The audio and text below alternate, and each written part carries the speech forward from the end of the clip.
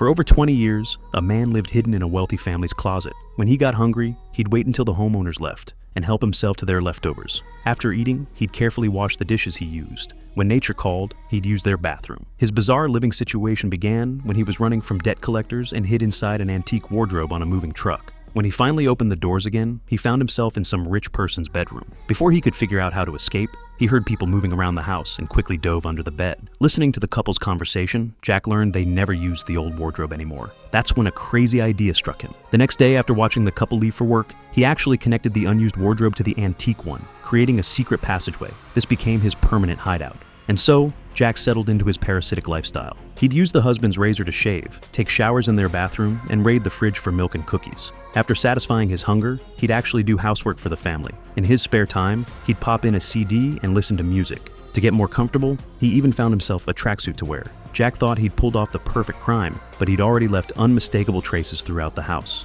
One day when the wife came home, she immediately sensed something was off. The usually messy kitchen was spotless. While changing in the bedroom, she couldn't shake the feeling of being watched. When her husband got home, she told him about it, but he brushed it off, saying her illness was probably affecting her memory. The next morning, after everyone left, Jack emerged from his hiding spot as usual. He grabbed breakfast, washed his dishes like always, then made the wife's bed and even tidied up their daughter's room. He even started fixing broken furniture around the house. He was basically acting like he owned the place. But that evening, Jack desperately needed the bathroom and ran straight into the family's daughter, Lucy.